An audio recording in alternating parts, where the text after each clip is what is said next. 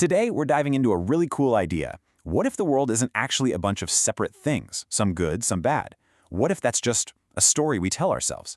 We're going to explore this concept of pure being and what it really means to see the oneness in everything.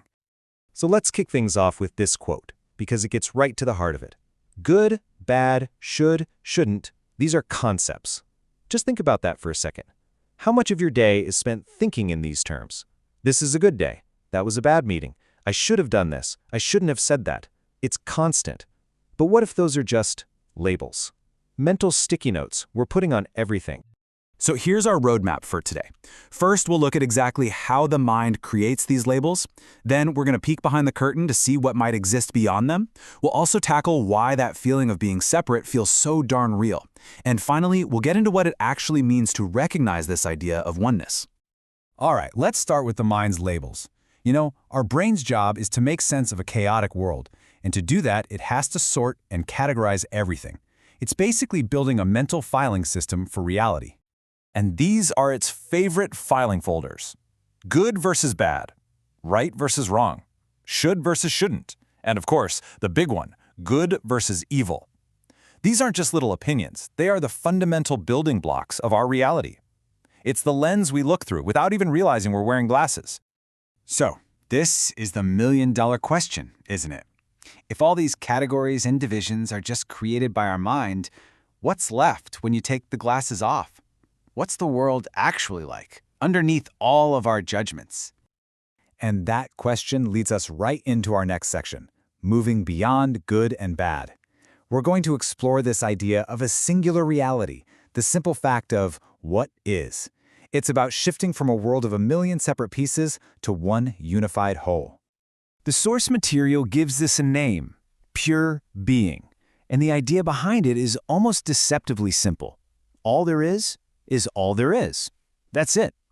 One single, seamless reality. You can call it oneness, the source, God. Honestly, the name doesn't really matter. The concept is what's key. A single, all-encompassing existence that our labels can never fully describe. This slide does a great job of laying out the two perspectives. On one side, you have the world our mind builds. It's full of labels, judgments, separation, this whole drama of good versus evil. But on the other side, you have this deeper reality. It's just what is. It's oneness, the source. It's a total shift from seeing division to seeing unity. And this right here is the core takeaway. That feeling of being separate, me over here, you over there, this thing is good, that thing is bad, it's not the ultimate truth. According to this view, it's just an appearance, a trick of the light, created by that mental lens we've been talking about. Okay, I can hear you thinking, but wait a minute. Separation feels incredibly real. My bills are separate from my neighbor's bills. And you're not wrong. That feeling is powerful. Which brings us to our next part. Why do these mental ideas feel so intensely real? Well, it's a pretty logical process, actually. First, the mind cooks up a concept, like separation.